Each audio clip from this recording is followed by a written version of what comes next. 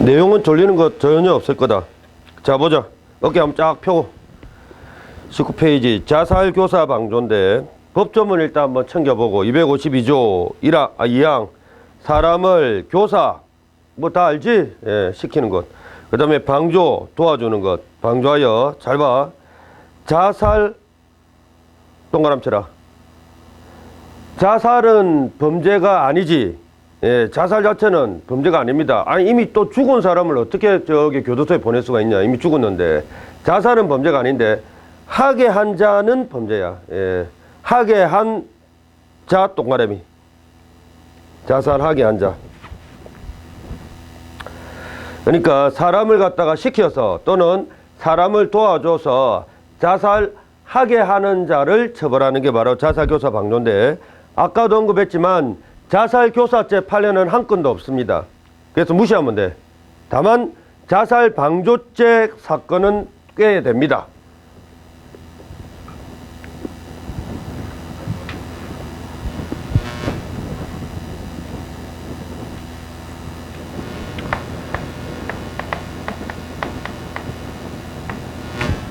자, 그거 있나?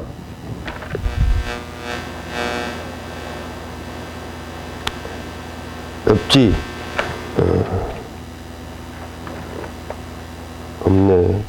휘발유 사건. 예, 휘발유 사건 옆에다 적어놔라. 그 빈 칸에 또 빈 공간에 적당한 데 적어놔봐.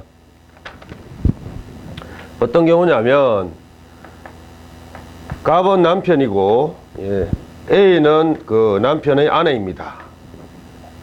부부싸움 할 수 있지?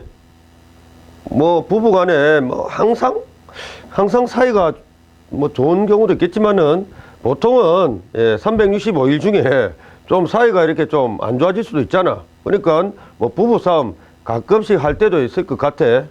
자, 근데, 아이, 부부싸움 하더라도 좀 적당하게 해야지. 그지? 예, 너무 뭐, 죽일동, 살동, 이렇게까지는 할 필요 없을 것 같은데. 이 두 부부는요, 지금 아주 그냥 죽일동, 살동, 아주 심하게 부부싸움하는 중입니다. 그러던 중에 아내가 감정이 격해지다 보니까 뭐, 이렇게 내뱉을 수도 있지. 니하고 못 살겠다. 원수 같은 니하고는 절대 못 살겠다라고 하면서, 나 죽을란다. 죽을래. 이렇게 뭐 말만 그렇게 할 수 있지. 예, 말은 감정이 격해지다 보니까 그래 아내가 나 죽을래.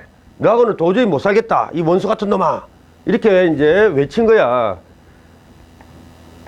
니 만약에 아내가 뭐 부부싸움 중에 난 니하고 못 살겠다. 나 죽을란다. 나 죽을래. 이렇게 외친다면은 어떻게 할래? 그래 죽어라. 죽어라라고 하면서 휘발유를 사다 주면 돼, 안 돼? 안 된다 이 말입니다. 남편이 이 갑이라는 남편은 그렇게 했다 이 말이야. 아예 뭐 감정이 격해져서 할 말 못할 만 하든 할 말 못할 만 다 할 수 있지. 감정이 격해지다 보면 그러면 일단은 정상적인 남편이었다면 말려야지. 미안하다. 무릎 꿇어서라도 일단은 사람을 갖다가 살려두고 봐야지. 근데 남편이 아내 그런 말 한다고 나 죽을래. 니하고는 도저히 못 살겠다. 그런 말 한다고 그래 잘 죽어 하면서 아주 질 좋은 휘발유를 딱 사다 줍니다. 그래 아내는 이제 자존심이 있어가지고 또 그걸 갖다 또 퍼부어요. 퍼붓고 라이터 불로 그냥 자기 자신을 갖다가 불태워. 결국 분신 자살합니다. 자, 남편 처벌 불처벌. 이거 뭐 살인죄냐 자살 방조냐 그렇게 안 물어볼 겁니다. 자살 방조죄 성립 부성립으로 물어볼 거야. 금방 그런 상황에서 휘발유를 사다 준 남편 처벌이지. 예, 자살방조죄 성립. 자살방조죄 아주 전형적인 대표 케이스입니다. 휘발유 사건. 그러니까 이런 것들만 기억하면 돼. 근데 쉽잖아. 어려운 거 전혀 없지. 과연 남편은 어떤 심리로 휘발유를 사다 줬을까요? 뭐 그런 거 묻고 자빠지는 그런 문제가 나오겠냐. 예. 의미 성격. 요 용어 하나 좀 체크할까? 예, 자살관여죄에다 줄 바. 자살교사 방조는 자살하는 자, 관여했다라고 해서 자살관여죄 이렇게 표현하기도 합니다. 용어만 좀 체크하고요. 그 다음에 성격, 예, 보지 마라. 절대로 넘어가십시다. 그 다음에 구속요건 이미 안 봐도 됩니다. 내용은 다 알고 있잖아. 예, 내용 알면은 막 충분합니다. 절대 보지 말고. 다만 좀 조심해야 될 게 있다. 그 동그라미 4번 행위 파트 중에 동그라미 기억 교사 방조 그 밑에 동그라미 A, 동그라미 B, 동그라미 C 자살 방조 파트에 맨 밑에 뭐라고 됐는가 봐봐. 세 번째 줄 유서 대필도 방조에 해당한다라는 말이 있지. 그 지워버려라. 예, 지워버려. 유서 대필 사건이 있었습니다. 근데 예전에는 이게 유서 대필 자살 방조죄 유죄 판결 선고했어. 그런데 재심을 신청합니다. 아니 나는 유서 대필 해준 적 없다 라고 하면서 재심을 신청한 결과 작년이지 2015년도에 결국은 유서 대필 사건은 수사관들의 증거 조작에 따른 결과다라고 해서 결국은 무죄 판결 선고됐어. 그래서 유서 대필 밑에다가 적어라. 무죄 이렇게 적어주시면 돼. 지금은 유서 대필 사건 자살 방조죄 불성립이다. 예. 어떤 경우였는가 하면 이런 경우였습니다.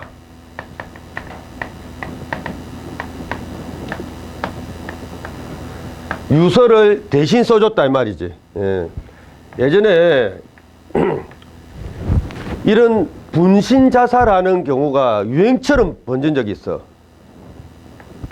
A고 갑입니다. 주로 이제 이 분신 자살 장소는 대학교 건물입니다. 대학교 건물 그 옥상. 왜 대학교 건물 옥상에서 이렇게 분신 자살이 유행했는가 하면 그 당시 이제 군사정부 시절에 민주화 운동을 대학생들이 그렇게 아주 이제 심하게 하던 예, 그런 어떤 시절입니다. 대충 어떤 분위기인지 알지?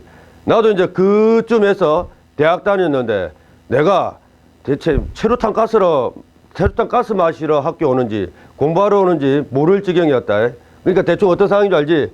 전경들은 그냥 막 체류탄 팍팍 쏘고 대학생들은 던지고 그런 시절이었어. 근데 왜 이런 게 유행처럼 번졌는지 모르겠다. 그때 이제 민주화 운동, 뭐 좋은 운동이지. 근데 왜 죽어? 좋은 운동하면서 왜 죽냐? 자, 요때 그 대학생들 사이에서는 이제 이런 생각이 이제 막 번져나갔습니다. 내가 죽어서 우리 대한민국 민주화를 달성시키겠다. 그런 생각이 번져나간 거야. 살아서 민주화해야지. 죽으면 무슨 소용이냐? 예. 이제 자기가 이제 본보기가 돼가지고 죽으면, 이제 뭐 우리 국민들이 이제, 뭐 민주화에 대한 어떤 의식이 깨어날 거다. 그렇게 생각했나 봐. 좋은 취지인데 왜 살아서 민주화하지? 하여튼, 어쨌든, 이런 어떤 그 민주화 운동을 위해서 분신 자살하는 그런 경우가 아주 그냥 유행처럼 번져나갔어요. 갑하고 A도 바로 그런 상황에서 등장한 두 인물들입니다. 자, 갑하고 A는 친구인데 A가 바로 그런 결심을 자기 친구 갑한테 전합니다. 친구야, 왜? 야, 내가 지금 우리 대한민국 민주화 운동을 위해서 온몸에 신나 휘발유를 붓고 분신 자살하겠다. 그런 결심을 전하는 거야. 네 정상적인 친구이면 어떻게 해야 돼? 그렇지. 야, 이 자식아. 안 돼. 살아서 민주화해야지. 그런 식으로 말려야 될 거 아니야. 그지? 때려서라도. 그렇다고 네가 또 죽여버리면 안 되고. 일단 말려야 될 거 아니야. 자살하겠다는 사람. 오, 잘 죽어.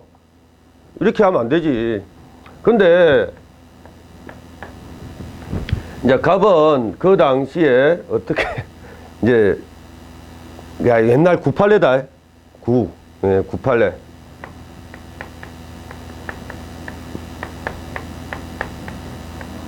지금은 없는 판례야. 이제 옛날 9판례에서는 이렇게 이제 판단합니다.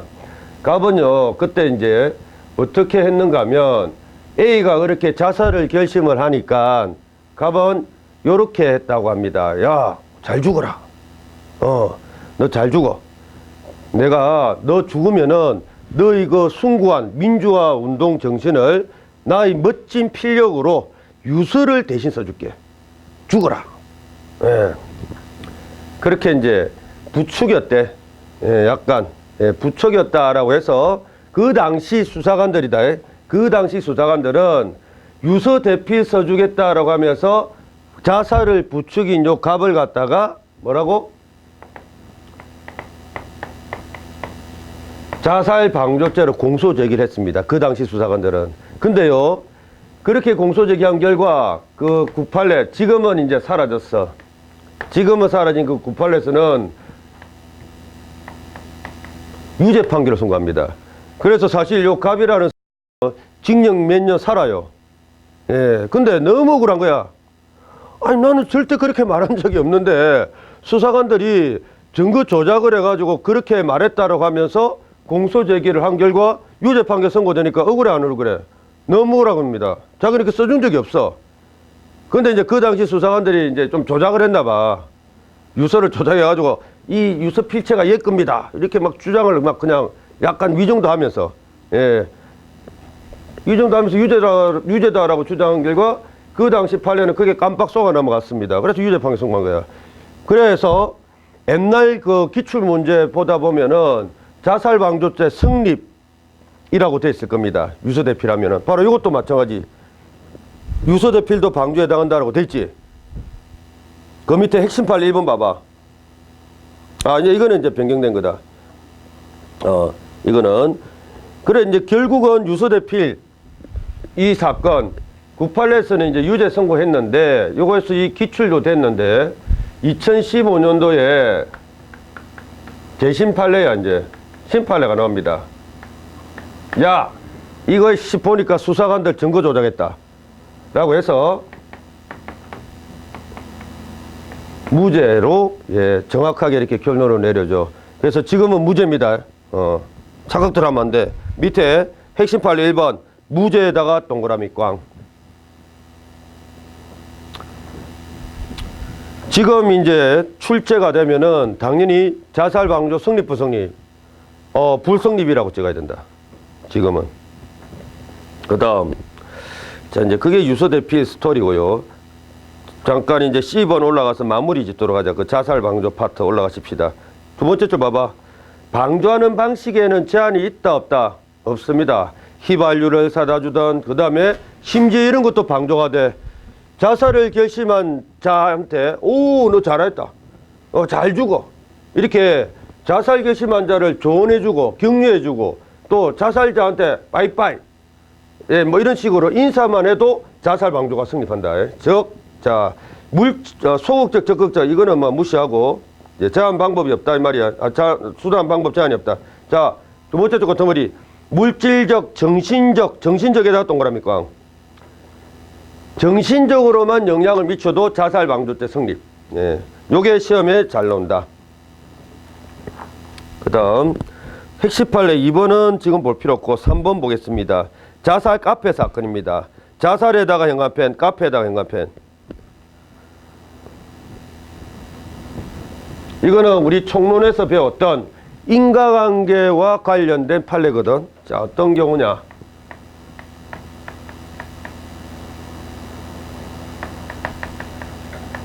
자살 카페 사건.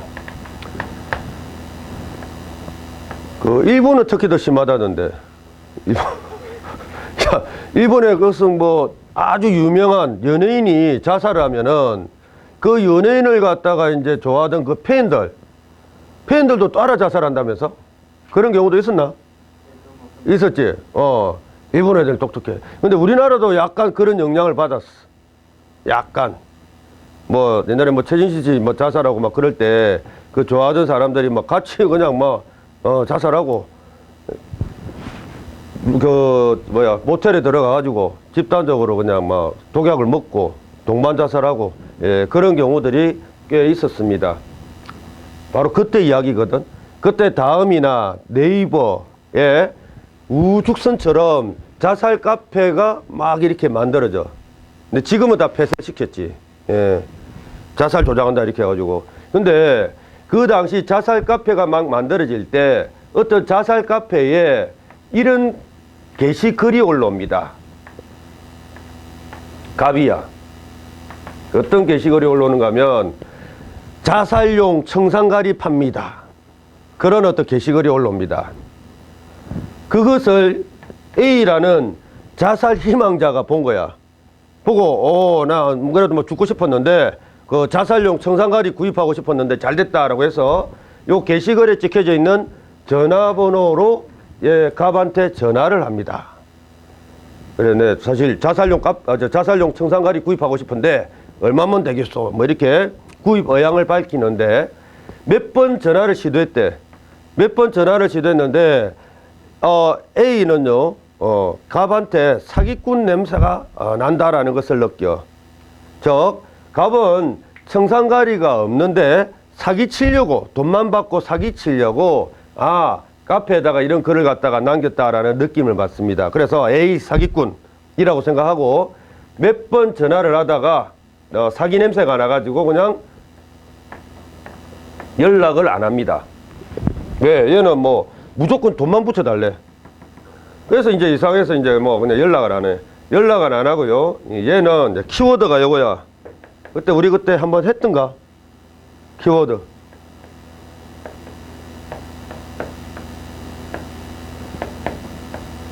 갑한테 구한 게 아니라 다른 경로로, 즉 을이라는 다른 경로를 통해서 청산가리를 구입하고 결국 자살을 했단다. 근데 나중에 이제 이 자살자들, 자살한 놈, 그 수사하는 경찰관이 보니까, 갑한테 연락했다라는 그런 어떤 정황이 이렇게 밝혀지거든. 그래서 얘를 갖다가, 너 이 새끼 너 얘한테 자살용 청산가리 팔려고 했지라고 하고 자살 방조죄로 공소 제기를 합니다. 근데 요게 키워드다. 자, 갑은 A에게 청산가리를 팔지 않았잖아. 인과관계가 인정부정. 부정으로 끝났습니다. 그래서 무죄. 다른 경로가 그러니까 핵심 키워드다. 다른 경로라는 말을 찾아라. 있냐? 있나? 한, 둘, 세 번째, 두 번째 줄 있네. 다른 경로에다가 형광펜. 그래서 무죄. 자, 좀 유식한 표현, 총론 표현까지 알아두면 좋습니다. 왜? 그런 식으로 질문을 던질 거거든. 인과관계 부정 이렇게 적어놔라. 인과관계 부정.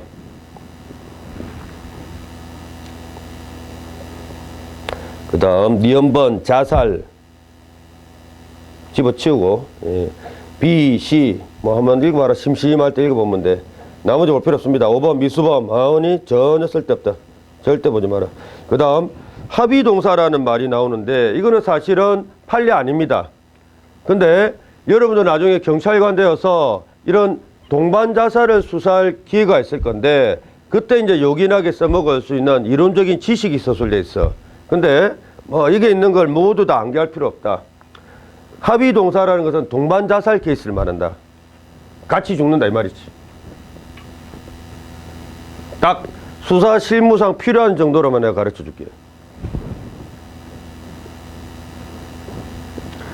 로미오와 줄리엣 그 스토리 알지? 갑은 로미오, A는 줄리엣.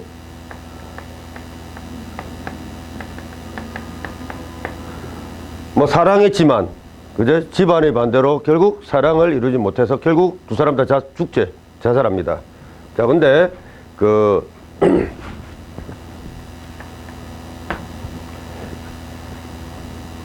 일단 실제 스토리 결론은 어떻게 되냐? 나는 무식해가지고 이건 이 시국을 갖다가 이제 제대로 읽지 못했는데 실제 스토리는 어떻게 돼? 결국은 두 사람 다 죽지, 맞지? 그럼 누가 독약을 먹냐? 얘가 독약을 뭐 하여튼 죽은 척 하기로 했는데, 그지? 독약 먹고 죽은 척 하기로 했는데 얘가 착각에 빠지나? 하여튼 얘가 착각에 빠져가지고 얘가 진짜 죽은 줄 알고 독약을 먹잖아. 나중에 이제 죽은 척 하던 얘가 일어나 보니까 진짜 자살한 줄리엣을 보고 그냥 막 흐느끼면서 결국 따라서 이제 자살하지. 결국은 둘 다 죽었다, 그지? 자, 근데 자, 합의동사 사건, 즉 동반자살 사건에서 둘 다 죽은 경우는 문제가 될까 안 될까? 둘 다 죽었는데 그게 어떻게 문제가 돼? 문제는 한 놈이 산 경우가 문제가 되는 거야. 그걸 갖다 여러분들 수사를 해야 됩니다. 자, 근데 가보자.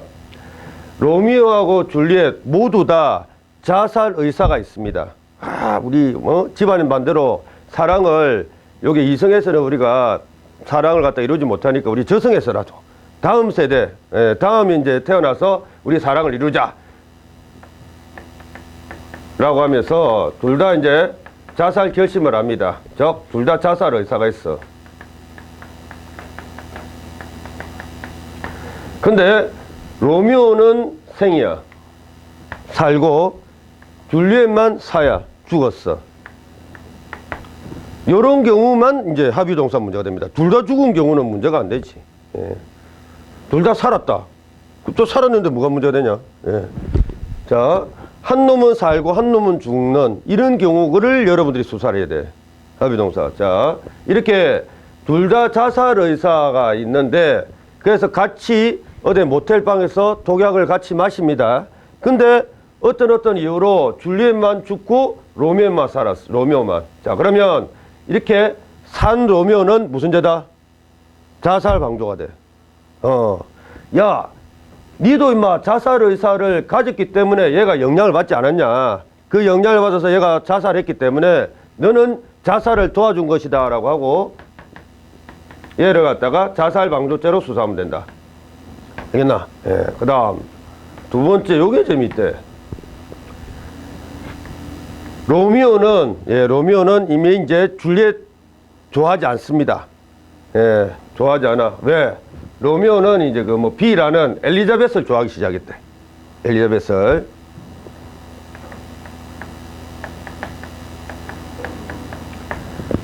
근데 얘가 이제 걸리적거리는 거야. 엘리자벳하고 이제 결혼하고 싶은데 걸리적거리니까 얘는요 절대 자살 의사가 없습니다. 속이는 거야 이제. 자살 의사가 없는 로미오가 줄리엣한테 갑니다. 야, 우리 죽자. 예, 이거 뭐 우리 저 집안들끼리는 도저히 사랑이 이루어질 수 없으니까 우리 죽어서라도 사랑을 꽃피우자. 이런 식으로 속이는 거야. 자살 의사가 없으면서. 자살시켜놓고 엘리자벳하고 이제 결혼을 하려고. 그게 속은 줄리엣은 그래요 이렇게 하면서 독약을 마십니다. 물론 로미오는 설탕물을 마신 거야.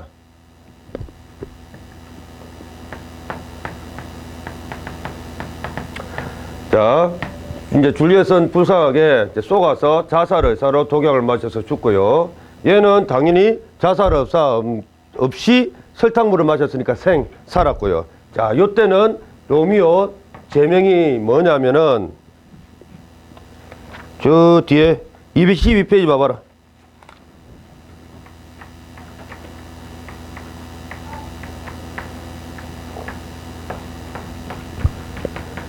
요때는 요런 범죄가 돼. 위기에 의한 살인죄. 죽을 의사 없이 속여가지고 사람을 갖다가 자살하겠다면 살인으로 취급합니다. 요것은 법정 형벌이 살인죄하고 동일합니다. 자, 그래서 요 두 가지만 좀 체크하면 될 것 같아. 자, 합의 동사는 딱 그렇게 정리하면 됩니다. 그 밑에 뭐 기망동사라는 말이 있지. 기억본 봐봐. 기망동사.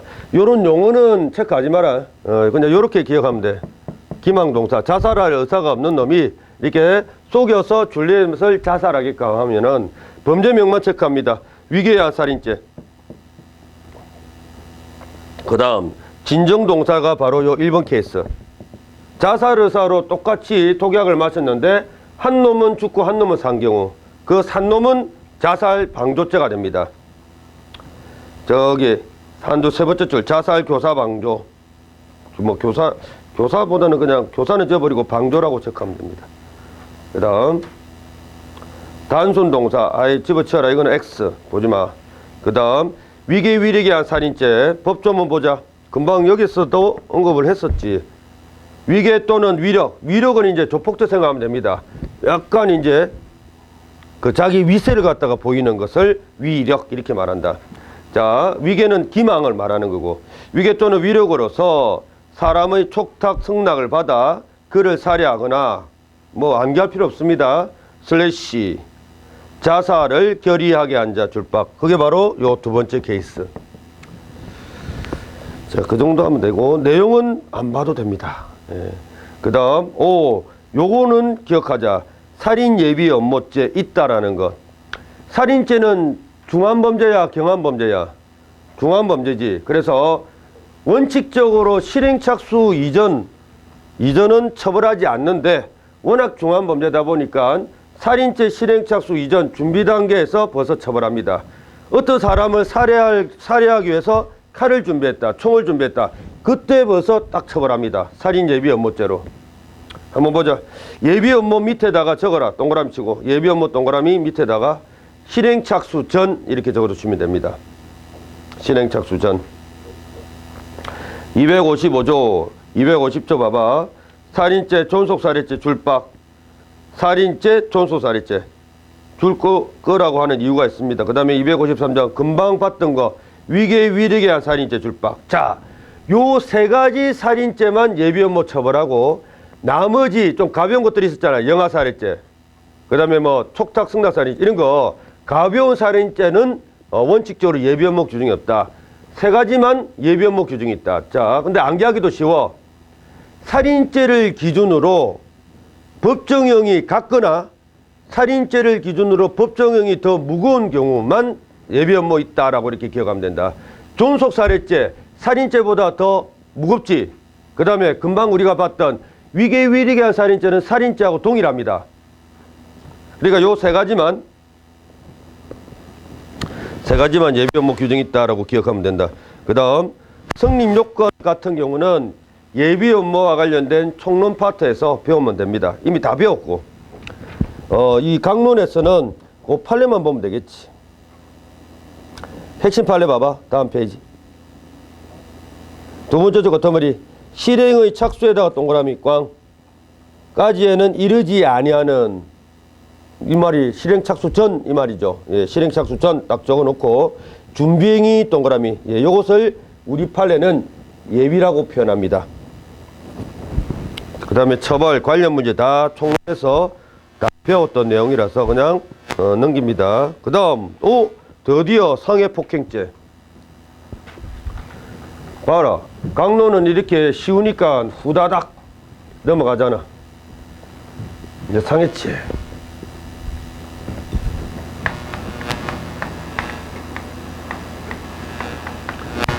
상해죄 들어가기에 앞서서 일단 상해 개념부터 접수하고 들어가야 됩니다. 왜? 우리 일반인들이 생각하는 상해 개념하고 우리 판례가 생각하는 상해 개념이 조금 틀려.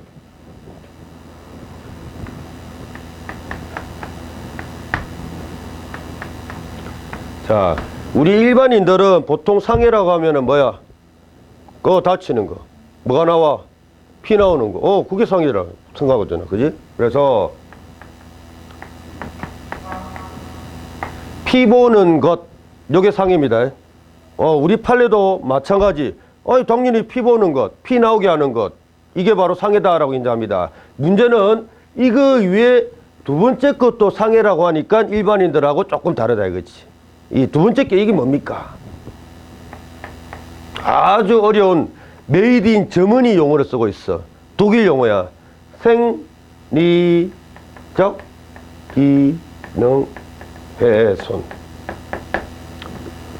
암기를 해야 된다. 미안하지만 왜? 우리 판례가 너무너무 자주 쓰는 용어입니다. 우리들은 일상적으로 이런 용어 안 쓰지. 어떤 친구가 다쳤습니다. 피가 나. 친구, 당신, 자네 지금 생리적 기능이 훼손되었네. 그러면 그 친구가 뭐라 했냐? 야이씨, 욕을 하지. 예. 그래서 우리가 일반적으로 잘 쓰는 용어가 아닙니다. 근데 형법인들은 잘 알고 있어야 돼. 우리 판례가 자주 쓰잖아. 생리적 기능 훼손.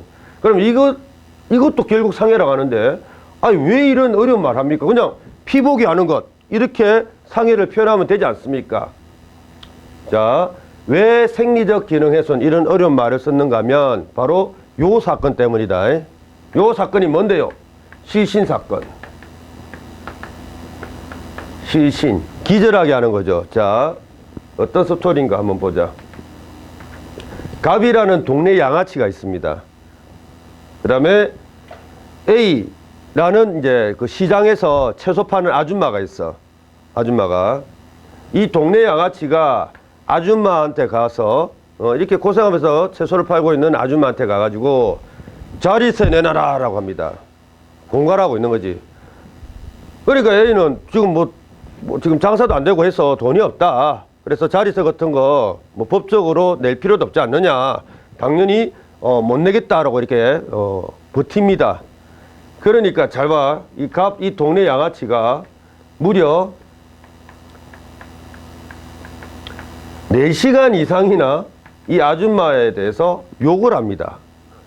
이년아, 저년아, 18년아, 19년, 개, 돼지, 소, 말. 4시간 반 동안에 생각을 한번 해봐라. 그걸 갖다가, 그러니까 때린 것도 아니야. 때린 것도 아니고 그냥 계속 욕을 하는 거야, 계속. 4시간 반 이상이야. 4시간 이상이냐. 그런 쌍욕을 갖다가 들은 이 아줌마가 그냥 듣다가, 하면서 기절합니다. 너무 충격을 받아가지고. 실신이지. 그래서 이제 병원 구급차가 이제 병원으로 이렇게 모셔간 그런 사건이거든. 자. 우리는 갑에게 무슨 죄를 성립시켜야 될지만 따지면 돼. 피가 있나 없나? 피 없지. 그냥 기절만 한 거야. 근데 이제 판례가 이제 고민합니다. 이 애를 갖다가 좀 무겁게 처벌하고 싶은데 어떻게 처벌하지? 예. 그냥 단순 모욕죄로 하기에는 좀 부족해. 이 동네 양아치를 좀 세게 처벌하고 싶었던 겁니다. 그래서 독일에서 사용되던 요 말을 갖다가 수입한 겁니다. 아, 정상적인 사람의 기능, 그러니까 깨어있는 동안 정상적인 사람의 생리적 기능이라는 것은 깨어있는 거잖아. 지금 여러분들 다 깨어져 있지. 근데 이렇게 기절을 시킨다거나 실신시키면은 정상적인 사람의 생리적 기능을 해소시킨 거지. 예. 정상적인 사람의 기능을 해소시킨 것. 이런 경우도 피는 없지만은 상해죄로 인정하자라고 이렇게 판례가 합의를 한 겁니다. 그래서 얘는 정상적인 사람의 생리적 기능을 훼손했다라고 해가지고 결국 상해죄로 상해죄로 처벌받았던 그런 케이스다. 이런 놈들을 즉 피 보지는 않았는데 뭔가 좀 세게 처벌하고 싶은 이런 놈들을 상해죄로 처벌하기 위해서 만든 개념이 바로 요거다. 그래서 우리 판례는 이것 이외에 이런 어떤 행위를 한 자도 상해로 인정한다라고 기억을 하면 된다. 근데 요 용어만 그냥 암기하면 돼. 용어만. 그 다음에 의, 보호법의 기능은 안 봐도 됩니다. 넘어가지. 상해죄하고 폭행죄하고 엄연히 구별된다라는 거. 근데 이걸 갖다가 이렇게 도표로 이렇게 작성하고 암기를 한다. 아유, 그럴 필요는 절대 없습니다. 단순하게 생각해라. 상해는 요런 행위고 폭행은 그냥 툭 때리는 행위다. 그 이상 그 이하도 아니다. 알겠죠? 근데 이렇게 너무 이렇게 복잡하게 비교를 하면서 암기할 필요는 절대 없다. 자, 27페이지 상해죄 파트로 가십시다. 법조문은 무지무지 간단할 거야. 뭐 분석하고 할 필요도 없습니다. 257 상해 동그라미 1. 그러면 곰의 신체겠냐? 예, 사람의 신체지. 사람의 신체 줄박을 상해한 자는 어쩌저쩌 처벌한다. 자, 상해죄 문제는요. 틀림없이 이렇게 낼 거야. 상해 인정 부정. 인정. 그 다음에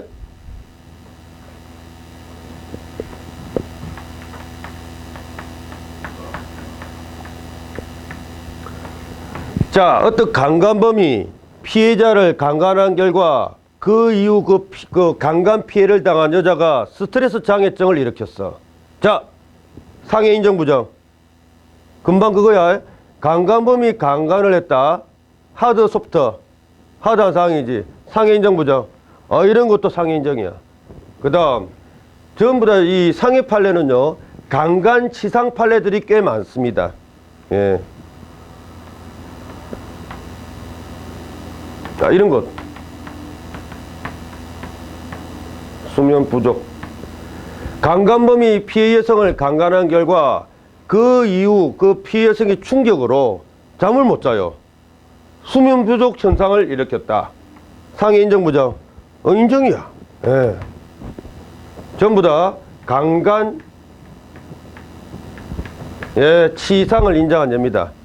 상해가 인정돼야지 강간, 치상이 인정되지, 그지? 그래서 나중에 보는 강간, 치상죄 판례하고 지금 보는 상해죄 판례하고 중복되는 경우가 많을 겁니다. 왜? 이런 케이스가 많아. 이런 케이스가. 그 다음에 걷지를 못하겠다. 보행불능. 인정, 부정? 상해 인정.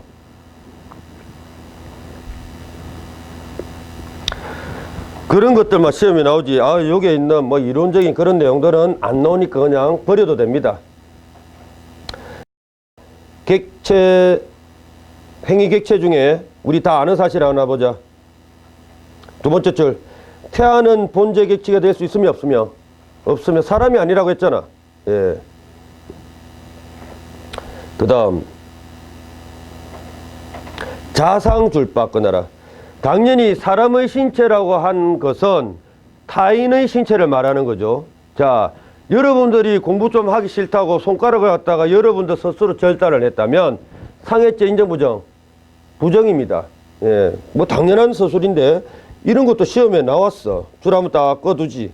자상은 본죄의 구성 요건에 해당하지 않는다. 줄 빡 꺼두시고. 그 다음 강요 기망에 의한 경우 줄 빡 끊어라. 그 밑에 무슨 사건? 우리 총론 때 배운 사건. 빨리. 왜? 자기 여친을 배신 때렸다라고 하면서 코절단하라고 시킨 그 사건이 있었지. 예. 무슨 사건? 코절단 사건. 자, 코절단 사건 적고 그 옆에다가 결론을 갖다가 빨리 적어봐. 무슨 죄였다? 그냥 상해죄가? 아니지. 코를 절단했다. 나중에 배울 거야. 자, 아주 가벼운 상해는 그냥 상해죄.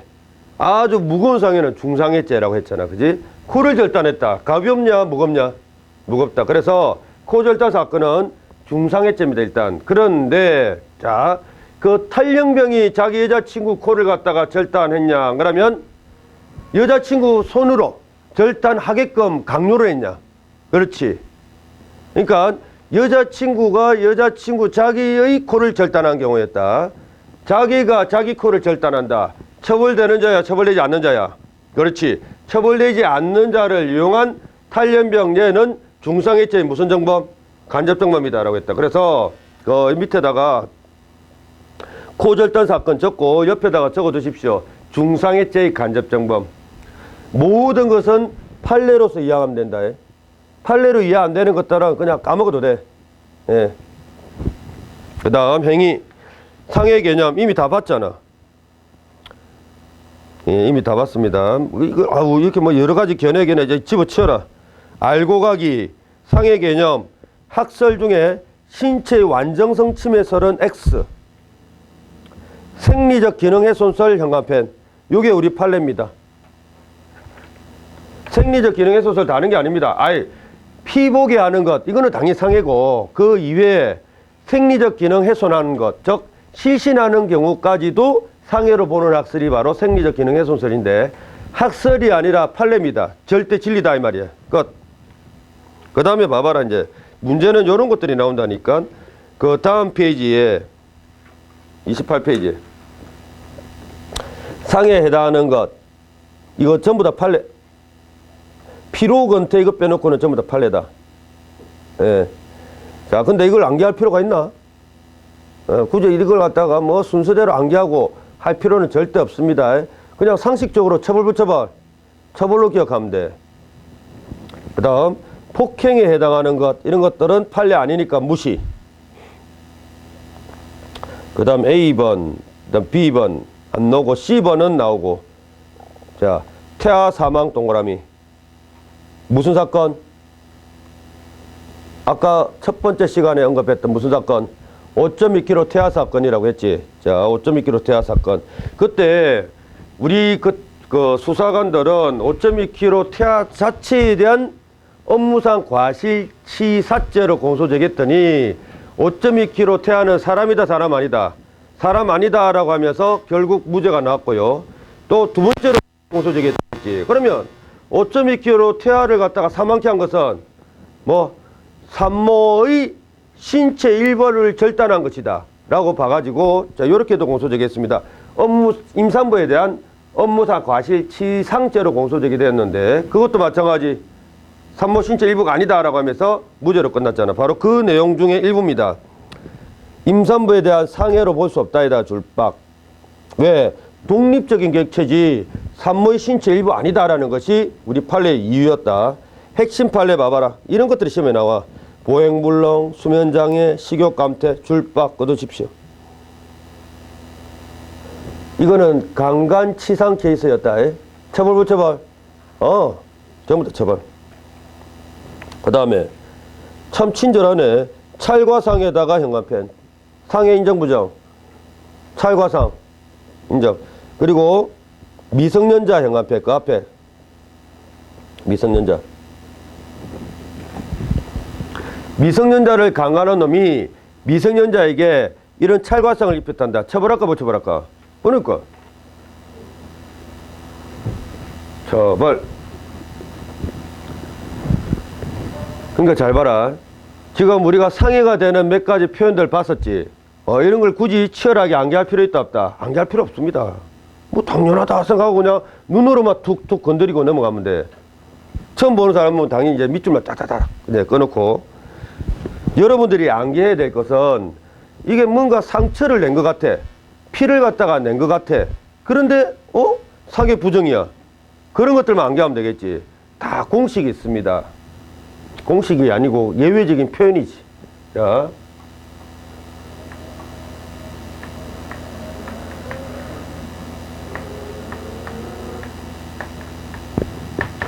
판례 표현 중에 이런 표현이 있다면 이거는 상해 부정입니다. 동정 크기 정도. 자, 동정 크기다. 소규모, 대규모. 동정 크기. 소규모. 소프트. 처벌, 불처벌. 불처벌. 그래서 상해 부정. 그 다음 이런 표현도 있을 거다.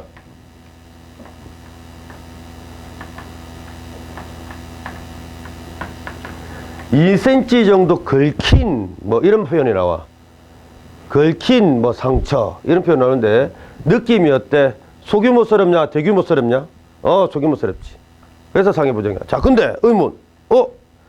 2cm 이 정도도 그럼 상해 부정인데 금방 우리가 봤던 0.2cm 정도 차이가 서 이것도 상해 부정 아닙니까? 그 앞에 누구야? 피해자가. 그렇지. 이게 만약에 성인이었다면, 피해자가 성인이었다면 상해 부정이다. 그런데 어린애잖아. 어린애에게 아무리 2cm, 0.1cm 정도 가벼운 어떤 상처를 갖다가 발생시킨 놈은 뭐 무조건 처벌이다. 무조건. 어린애니까 이 정도도 상해를 받다 이 말입니다. 이것도 강간치상죄, 또 간혹 가다가 강제추행치상죄 관련된 문제였다. 그 다음 3번 봐봐라. 어디에다가 형간편? 실신에다가 형간편. 그러니까 요것만 좀 잘 기억하고 상해 부정이야. 이런 표현 나오면. 그 다음에 자궁적출, 처벌, 불처벌. 처벌, 뻔할 뻔짜지 뭐. 5번은 아까 했던 내용이고요. 그 다음 나머지 그 밑에 있는 내용들은 전부 다 총론에서 다 배웠던 내용이라서 생략. 넘어가지. 그 다음 30페이지 존속상해죄. 존속살해죄가 있듯이 존속상해죄도 있구나. 뭐 그 정도 기억하면 돼. 예. 그 다음에 판례들 있잖아. 직계존속인지 아닌지와 관련된 판례들. 그런 것들만 기억하면 됩니다. 내용은 볼 필요 없고. 자, 이제 중자 들어간다. 중에다가 동그라미 꽝. 코절단 사건 밑에다 적어 두십시오. 어떻게 하면 중자가 되는지 그것만 체크하면 되겠네. 자, 사람의 신체를 상해. 여기까지는 상해죄하고 똑같은데 그 뒤에 좀 다릅니다. 생명에 대한 위험, 절박. 그러니까 가중처벌해야 되겠네.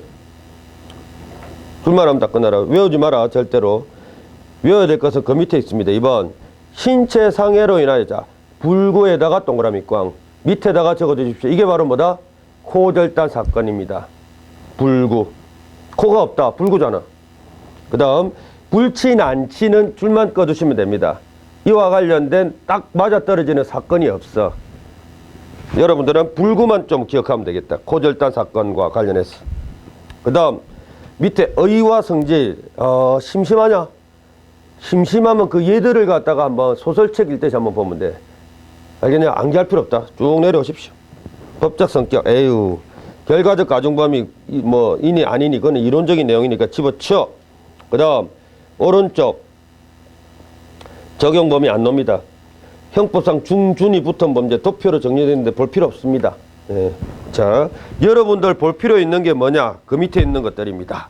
상해치사죄 이 법조문을 볼 필요 없고 이와 관련된 판례 글만 보면 돼. 상해치사죄 대표적인 사건 빨리. 혼사건. 또 상해치사죄 하면 떠오르는 사건이 뭐지? 낙산비치. 그런 것들만 생각하면 되지. 이걸 뭐 이론적으로 뭐 분석하고 법조문을 분석하고 에이 절대 그럴 필요 없다. 그리고 상해치사죄가 결과적 가중범위다라는 것 좀 알지. 상해 동그라미 치고 밑에다 적어 고의기본범죄. 치사 동그라미 치고 과실 중앙결과. 알지만은 혹시나 해서 한번 체크해봤다. 넘어가. 안 놉니다. 내용들은 쭉쭉 넘어가고 공동정범 이런 것들은 다 했잖아. 자, 오른쪽 판례 한번 보자. 핵심 판례 1번. 패싸움 중 한 사람이 칼로 찔러 상대방을 죽게 한 경우에 다른 공범자가 그 결과인식이 없다 하여 상해치사의 책임이 있다고 할 수 없다. 자,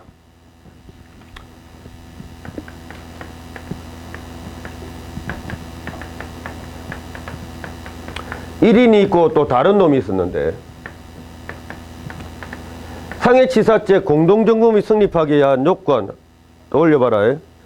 일단 상해에 대해서는 뭐가 있어야 된다? 그렇지. 여러 사람의 고의를 뜻하는 공모. 그 다음 요게 중요하지. 치사에 대해서도 공모가 필요 없지. 바로 그 이야기를 하고 있습니다. 치사에 대해서는 뭐가 있으면 돼? 무슨 가능성? 그렇지. 예견 가능성을 두 글자로 표현하면 이거잖아. 그지? 그래서 공모자들은 치사에 대해서 고의가 있을 필요 없습니다. 저 공모가 있을 필요 없다. 뭐만 있으면? 예견 가능성만 있으면 돼. 그 밑에다가 적어라. 결과인식이 없다야 상해치사죄의 책임이 없다고 할 수 없다. 이 말은 공모, 분류, 예견 가능성 필요. 이런 이야기입니다. 공모, 분류, 예견 가능성 필요. 됐지? 그 다음 2번은 각자 읽어봐도 충분히 이해가 될 거다. 그 다음 상습 상해죄 이런 게 있다라는 정도. 그 다음에 왜 우리 동시범 총론에서 배웠지? 또 그리고 그 동시범의 특수한 경우 상해죄 동시범 특례라는 거 배웠어 안 배웠어? 배웠지? 예. 안 했나? 했지? 한번 물어보자 그럼. 요거 묻고 답을 하면은 좀 신다. 답 못하면 안 신다.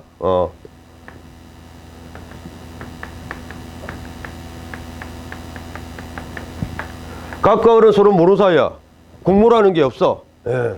근데 둘 다 A를 원수로 생각하고 갑도 살인고의로 K1 총을 발사했고 을도 살인고의로 K1 총을 발사했다. 근데 그 중에 한 총알은 빗나갔는데 한 총알이 정확하게 A 머리를 갖다가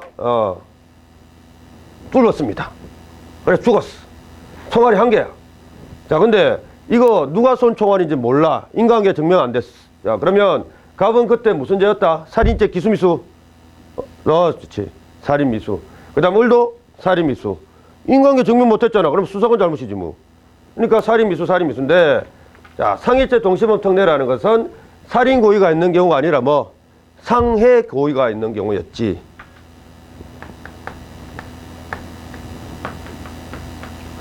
둘 다 똑같이 이번에는 살인고의가 아니라 상해고의로 똑같이 생긴 돌멩이를 던졌거든. 근데 하나는 빗나가고 하나만 맞았어. 그래서 그 돌멩이 하나가 머리에 박혀가지고 지금 피가 납니다. 아무리 조사해도 이거 누가 던진 돌멩이인지 인과관계 증명이 안 돼. 상해죄 기수미수. 그렇지. 기수. 둘 다 상해죄 기수였지. 이게 바로 상해죄 동시범 특례 규정이었잖아. 근데 통론에서 다 봤기 때문에 강론에서는 안 배웁니다. 이거는 여러분들 답을 했기 때문에 좀 쉬었다가 폭행죄 들어가도록 하지.